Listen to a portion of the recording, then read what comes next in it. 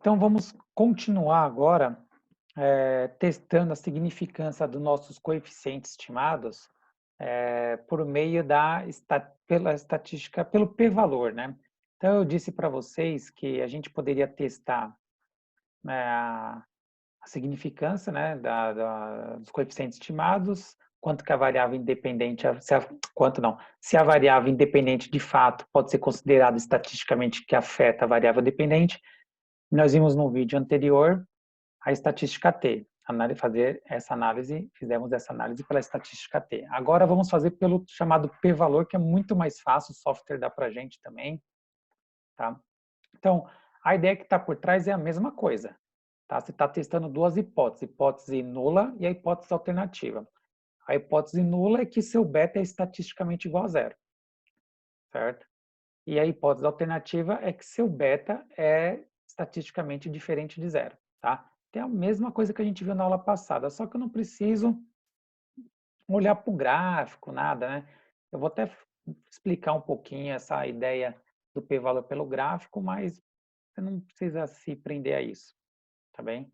E lembre-se que se você aceita a hipótese nula, que o beta é estatisticamente igual a zero, significa que a sua variável independente não afeta a variável dependente. Você não pode considerar isso daí. E se der diferente de zero, beta diferente de zero, você for a hipótese alternativa, né, que você aceite, significa que a variável independente afeta sim a variável dependente estatisticamente, tá? E aí você pode fazer inferência para fora da sua amostra. Bom,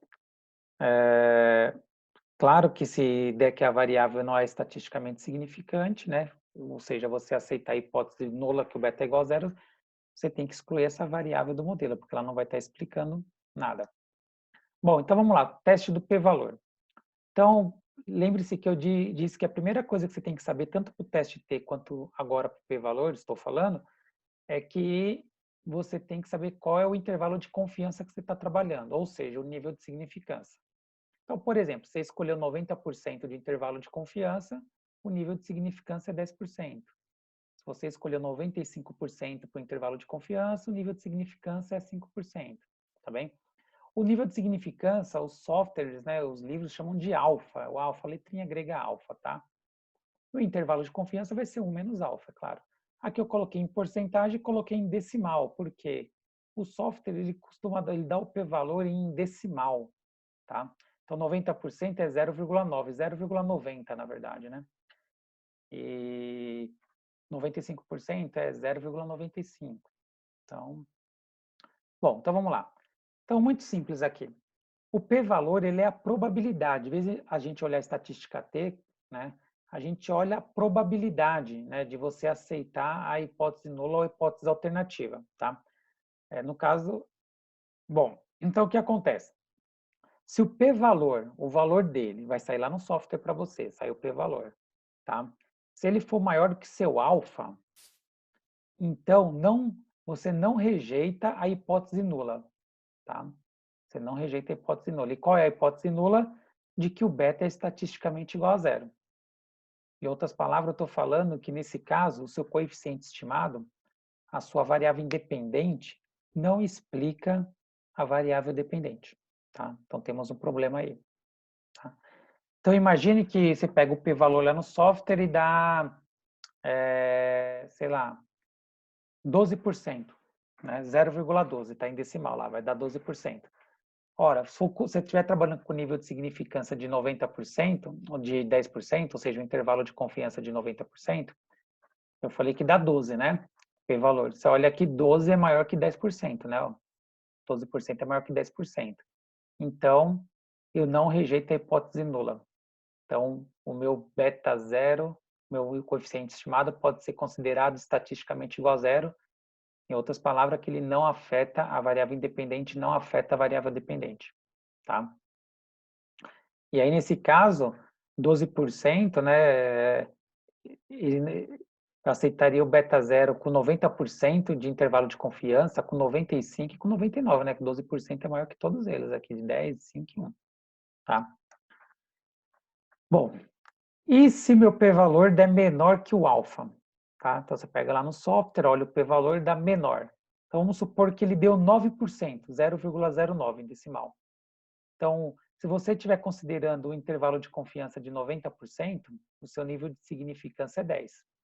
Se seu p-valor deu 9%, significa que ele é menor aqui que o alfa. Então, você rejeita a hipótese nula do beta igual a zero e aceita a hipótese alternativa, o beta é diferente de zero. Logo, eu posso considerar que a minha variável independente afeta a minha variável dependente, tá bem? Para um nível de significância de 10%, para um intervalo de confiança de 90%. E se eu quiser considerar um intervalo de confiança de 95%, ou seja, um nível de significância, um alfa de 5. Se meu p-valor, como no meu exemplo que eu citei, deu 9%, opa, aí para um alfa de 5%, o meu p-valor é maior. Aí eu rejeito a hipótese, aí eu aceito, né? Eu não rejeito a hipótese nula, tá? Eu aceito a hipótese nula. Nesse caso, né, eu falaria que minha variável independente não pode, não afeta a minha variável dependente, considerando um intervalo de confiança de 95%, tá? Um nível de significância de 5%, tá? Aí se eu quiser ser menos rigoroso, aí eu venho para cá, para 90%, aí eu posso aceitar, né, que 9 é menor que 10. Mas 9 é maior que 5 e que 1. Então, para 99%, 95% de intervalo de confiança, tá? Eu aceitaria a hipótese nula, ou seja, não rejeita a hipótese nula. Os estatísticos não gostam do termo aceita a hipótese nula, né? Eles vão dizer que o ideal é você dizer não rejeita a hipótese nula, tá? Então, eu estou falando às vezes aceita aqui, mas tecnicamente os estatísticos não gostam que se fala isso, tá? E toda vez que você não rejeita a hipótese nula, ou, como eu disse, aceita a hipótese nula, né? Aí significa que seu beta é estatisticamente diferente de zero e sua variável independente afeta a variável dependente, tá bem? Então é muito fácil analisar pelo p-valor. Vamos ver no p-valor, vamos ver o p-valor lá no software, onde está ele, tá? Então eu coloquei a saída para você aqui do Gretel e do Excel, tá? Então veja que o p-valor está aqui, ó, do Gretel, a última coluninha, p-valor. Então você tem o p-valor de cada uma das variáveis, né, da constante, da variável preço, da variável INC, que é a renda per capita. Então, aqui é um modelo que eu rodei, né, a variável dependente aqui é a quantidade demandada, acho que é BTUs de energia elétrica, lá nos Estados Unidos, P é o preço em dólar, e INC, se não me engano, é a renda per capita americana. São dados reais lá. Bom, então o p-valor está aqui. E no Excel, aqui a saída direita do Excel, está aqui, ó, p-valor também, né? Você tem das variáveis, tá? Bom, aqui tem um problema, né? Você olha o p-valor, tem dois, sei lá, vamos pegar do preço aqui, ó, o p-valor, tá? Então, olha lá, 8,23, eu disse que está em decimal esses dados, né? 8,23 e menos 0,13. Sempre que aparecer esse E, ou o número é muito pequeno ou o número é muito grande, que é uma notação científica. Então, o pessoal da física, das engenharias, como trabalham com números muito pequenos ou grandes, tem a notação científica, tá? Sempre que o número for muito pequeno, o E vai ser negativo. E sempre que o número for muito grande, o E vai ser positivo, tá? E o que significa isso daqui, ó?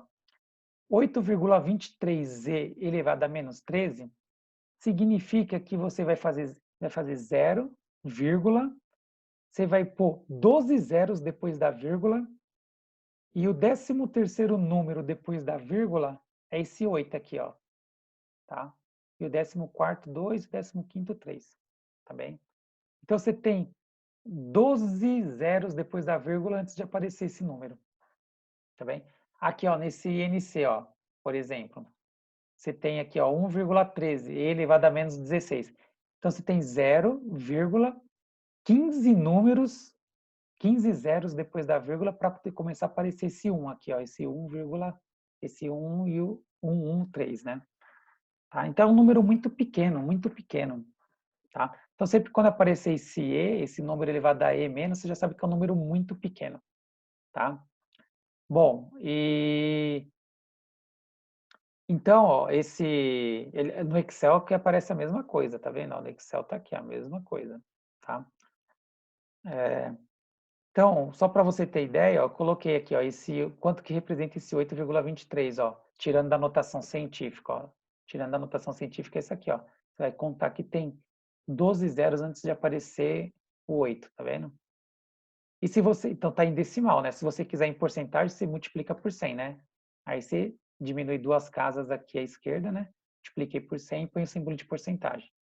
Então isso aqui é muito menos que 1%, né? Ó, é 0,00, puta, é quase próximo de zero, né? 0,000, um monte de 0,823% é muito pequeno, tá bem? Quer ver? Eu vou jogar no Excel lá só para você ver. Vamos pegar no Excel. Aqui é a saída no Excel, né? Aquele número aqui, ó, o P. Ele está em notação científica aqui, ó, dá uma olhada. Menos, aqui, ó, 8,23. Olha o que eu vou fazer, ó. Se deu isso daí na saída do seu software, ó, cliquei nele aqui, ó, tá notação científica, eu vou pedir para o Excel colocar numa notação normal, que não é científica. Tá muito lerdo aqui o meu computador. Ó, vou escolher o número normal, tirar da notação científica, ó. Ele tá nessa notação aqui, ó, científica, tá vendo, ó? Vou tirar, vou pôr na notação normal, ó, número. Vai mudar pra gente. Ó, 0,00. Por que que não está aparecendo os outros? Porque só tô com duas casas decimais, ó. Vou aumentar a casa decimal ali, ó. Ó, até aparecer ele, ó. Ó lá, apareceu ele agora, tá vendo, ó? Tá vendo? Tirei da anotação científica. Então é um número muito pequeno, né? Muito pequeno, tá? Colocar em porcentagem, ó. Porcentagem, ó. Ó lá. Diminuiu duas casas aqui, né? Tirou 2 zeros daqui, a porcentagem. Tá vendo? Então, é um número muito, mas muito pequeno, tá? Muito pequeno. Vamos voltar lá para a nossa apresentação aqui. Bom, então, nesse exemplo que eu dei aqui, estamos trabalhando com o mesmo exemplo, né? Então, vamos lá. Então, veja bem, o p-valor nosso aqui deu esse número aqui, tá? Então, o nosso p-valor deu menor que o alfa. Né? O alfa, eu estou trabalhando com alfa de 5%, o intervalo de confiança de 95%. Tá? Então, esse número aqui, 0,000823, é muito menor que 5%, né? Olha lá, esse número é muito menor que 5%. Ou se eu pegar ele em decimal aqui, ó, 0,0, é muito menor que 5% também em decimal, 0,005, tá? Então, eu estou falando, em outras palavras, que o meu p-valor é menor que o alfa. Se ele é menor que o alfa, eu rejeito a hipótese nula, certo? Que o beta é estatisticamente igual a zero, tá? Porque eu vou estar na área de rejeição da hipótese nula.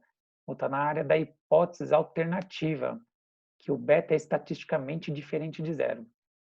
Então, sempre que o p-valor é menor que o alfa, você considera que sua variável é significante. Bom, traduzindo, você está muito confuso aí, ó. P-valor menor que o alfa, a minha variável é significante. O que significa isso? Que minha variável independente afeta sim a minha variável dependente. Tá? Eu posso falar isso daí, tá bem? Então, simples. Se você está se confundindo, que eu falo com beta 0, beta 1, hipótese alternativa, hipótese nula. Então, p valor menor que o alfa, significante. Variável independente afeta dependente. P valor maior que o alfa, não significante. Então, minha variável independente não afeta minha variável dependente, ok? Bom, se a estatística T, né, diz que a variável independente afeta a variável dependente, o p-valor também vai dar, tá bem? Então, você pode olhar a significância, tá, da sua variável pelo p-valor ou pela estatística T. São modos alternativos, né? Mas os dois vão dar a mesma informação, se você considera a variável significante ou não. Se você aceita a hipótese nula ou não, tá bem? Então, é isso daí. Então, ver o p-valor é muito fácil. Agora eu vou colocar aqui um gráfico para tentar explicar pelo gráfico. Se você se confundir, não se preocupe, desconsidere isso daí, tá? Quando eu falo que o p-valor é menor, por exemplo, com intervalo de confiança de 95%, um alfa de 5. Se eu falei que o p-valor é a probabilidade de você aceitar a hipótese nula. Então, como é menor que 5%, ele está nessa área de rejeição aqui, ó, nessa área rachurada. Se desse maior que 5%, a probabilidade de avançar, além dessa área aqui, ó, que tem 2,5, mais essa área que tem 2,5, e entrar aqui nessa outra área da hipótese nula. Tá? Então, graficamente, o p-valor é a probabilidade dessas áreas extremas aqui. Ele vai vindo das áreas extremas para cá. Ó. Se der maior que 5%, você avançou, né? Você passou dessa área rachurada aqui, ó, que tem 2,5 de cada lado. Tá bem? Mas não se preocupa, não precisa querer analisar por essa maneira. Olha por aquela mesmo, se é maior ou menor que o alfa, tá bom? Bom, e aí o que eu fiz? Eu peguei simplesmente, né? Eu peguei e coloquei aqui uma outra saída de um outro modelo, tá? Qualquer. Então, aqui é o método pelo Gretel. Então, tem aqui o p-valor e tem a estatística T. Vamos olhar pelo p-valor, né? Estatística T eu já ensinei no outro vídeo. Então, veja, vamos pegar aqui a variável, o intercepto. O intercepto não importa se ele dá significante ou não, tá? Tanto faz. A gente olha sempre para as variáveis independentes. Mas vamos analisar aqui o intercepto também, só para entender o p-valor. Então, ó, a constante que é o intercepto, o p-valor deu 0,08. Está em decimal, significa que é 8%, certo? 8%. Ora, se eu estiver trabalhando com um alfa de 5%, ou seja, um intervalo de confiança de 95%, eu aceito ou eu considero que a constante é significante ou não? Tá? Não, porque ela aqui o p-valor dela é 8% e 8% é maior que 5%, tá? Então ela não é significante com intervalo de confiança de 95%, ou seja, com alfa de 5%, tá bem? E o x aqui, essa variável x independente, tá? X aqui, eu não sei qual que é a variável, tá? Deu esse número, o p-valor. Isso aqui é 1,23%, tá em decimal aqui. Ora, se eu trabalhar com alfa de 5%, o p-valor é menor que o alfa, certo? De 5%. Então, eu considero que o meu x, a minha variável x independente ali, é sim estatisticamente significante para um intervalo de confiança de 95%, ou seja, para um alfa de 5%. Por quê? Porque ele é menor que 5%. E essa variável independente aqui, x4, está com o nome de x4, deu 0,5, ou seja, 0,5 é 50%. Nossa, aí ela não é significante, né? 50% ela é muito maior que o p-valor de um alfa de 5%, de um intervalo de confiança de... Se você trabalhar com um intervalo de confiança de 95%, o alfa é 5. O p-valor aqui é muito maior, é 50%, né? Muito maior que o alfa de 5%. Então, você rejeita ela. Ora, se você rejeita ela, o que você tem que fazer? Tem que tirar ela do modelo e rodar o modelo novamente. Tá? A não ser, como eu disse, que você faz vários testes aí, né, para tentar arrumar isso daí, rodar seu modelo novamente e verificar se a variável continua significante ou não. Só que isso nós não vamos aprender aqui no nosso curso introdutório, só na disciplina de econometria. Nós vamos até fazer alguma coisa aqui, nós vamos mudar a forma funcional. No próximo vídeo eu vou mudar a forma funcional. Às vezes isso é o suficiente para resolver, tá? O problema da variável não ser significante. Agora, por fim, para terminar aqui o p-valor, tem uma maneira mais fácil ainda de você interpretar se o coeficiente, essa variável é significante ou não. Tá? O p-valor tem alguns softwares como o Gretel que ele solta um asterisco aqui, ó, tá vendo? Um asterisco. Ora, sempre que no p-valor não tiver o asterisco, significa que sua variável não é significante. Não é significante. O software ele trabalha com 3 alfas. Um alfa de 5%, vou fazer do alfa de 10%, ele trabalha, ou seja, com intervalo de confiança de 95%. Ele trabalha com um alfa de 5%, ou seja, um intervalo de confiança de 95%. E um alfa, né, mais rígido ainda, de 1%, com um intervalo de confiança de 99%. tá? Ele trabalha com essas três maneiras. A maioria dos softwares trabalha com esses três intervalos, tá? Sempre que não tiver asterisco no p-valor, significa que sua variável não é significante para nenhum desses três alfas que eu falei, de 10, de 5 e de 1%, sempre. Então, olhou aqui, pô, não tem um asterisco, rejeito, não é significante.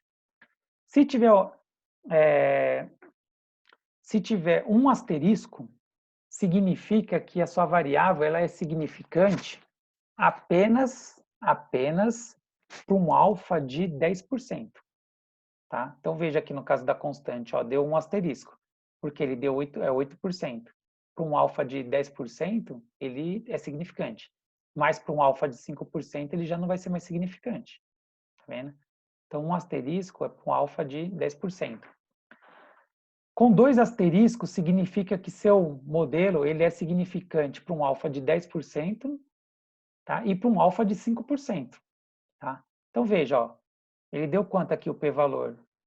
0,1, que é 1,23%. Ou seja, ele é menor que 10% e menor que 5%. Ele é menor que um alfa de 10% e menor que um alfa de 5%. Então, o x é significante para esses dois casos. Então, ele vai ter dois asteriscos, tá vendo? Aqui não tem 3. Se tivesse 3 asterisco, ele ia ser significante tanto para um alfa de 10%, quanto para um alfa de 5%, quanto num alfa de 1%. Tá? Ia ser significante. Nesse caso aqui, ó, veja que ele não apareceu 3, porque 0,123 é maior que 1%, né? Que é 1,23%. Se aqui fosse 0,0, né, 0,1, aí ia ser menor que 1% também. Aí apareceu outro asterisco aqui. Tá? Na saída do Gretchen, do Excel, lá dos exercícios que eu dei anteriores, né, do preço e da renda, lá da quantidade de energia elétrica, você vai ver que todos os coeficientes tinham 3 asteriscos. Ou seja, todos eles eram significantes, né, para um intervalo de confiança de 99%, ou seja, para um alfa de 1%. Você podia ser bem rígido, né? Queria um intervalo de confiança de 99% e ainda assim seus coeficientes, né, iam ser significantes. Ou seja, você ia rejeitar a hipótese, né, que o beta é igual a zero e considerar a hipótese alternativa que o beta é estatisticamente diferente de zero, ou seja, que sua variável independente afeta a dependente. Tá bem? Então, pelo p-valor, você pode olhar aqui pelo p-valor, ou você pode olhar aqui, ó, pelos asteriscos, como eu te expliquei, tá bom? Então, pelo p-valor é muito mais fácil. Então, essas informações, vai ter exercício na prova sobre isso daí, tá? E eu ainda não falei da prova para vocês, tá? E vai ter também o trabalho final de vocês, que vai ser a nota da P2, vai ter uma parte que eu vou pedir para você interpretar lá se seus coeficientes são estatisticamente significantes ou não, tá? Aí você pode olhar pela estatística T ou pelo p-valor, tá? E pelo p-valor você pode falar se ele é estatisticamente significante e a qual nível de significância, né? 10%, 5% ou 1%. Ok? Tá? Então, eu vou pedir isso daí lá no trabalho final depois para vocês. E na prova vai cair como? Na prova vai ter exercício que eu vou dar a saída do software, né, os limites, e aí não vou dar o p-valor. Então, você vai ter que olhar, vai ter exercício que vai ter que olhar pela estatística T. E vai ter exercício que eu vou apagar os valores da estatística T e você vai ter que olhar pelo p-valor, aprender a interpretar por um por outro. No vídeo anterior da estatística T, eu não falei, né? Tem uma parte que está lá no slide, mas eu não falei, tá?